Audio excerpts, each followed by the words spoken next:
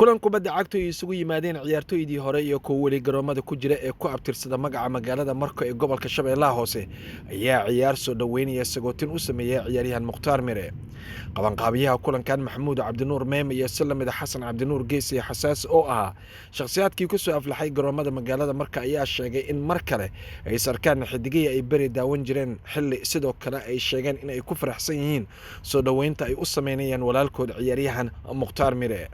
waxaa aad ugu faraxsanahay dhalinyarada oo reer Marka Legends dadka nagu horeey young talent player dhamaantiin aad ugu faraxsanahay maanta Jaanis isku helno horta gamekan ujeedadeeda waxa waaye waa game aad oo nin walaalkeena ugu soo dhaweynayna ciyaaryahan hore Mukhtaar Mire walaalkeyga qaaliga aad u soo dhaweynayna ciyaartan waa ciyaar maaragtaa soo dhaweyn walaalkeena Mukhtaar Mire u sameynayno aad ugu faraxsanahay wajiyaal badan maaragtaa mar aan yara arki jiray aan maanta ninkan Mukhtaar aan soo dhaweynayno walaalkeena waxaan leenahay magaalada Muqdisho magaaladaada way ku soo dhawaaw anagina maadaama aan ciyaartooyda dalka ka ciyaarto Legends oo heer Marka cadee maanta aad ugu faraxsanahay inaan ka soo dhex muuqdo ciyaartan waxaan leeyahay soo dhawaaw Cabdicasiis Guuro oo qayb ka ah dhalinyarada magaalada Marka balse hadda ku nool magaalada Muqdisho ayaa sheegay in mar walba walaalaha magaalada Marka ay yihiin kuwa si weyn u soo dhaweynaya una sagootinaya ciyaaryahan Mukhtaar Mire weyn oo walaalaha degmada Marko ee ku soo dhaweynaya kuna sagootinaya walaalkeen Mukhtaar Mire ciyaartooydii hore ee gobolka ciyaartooyda hadda qaranka ciyaartooyda horyaalka guud ahaan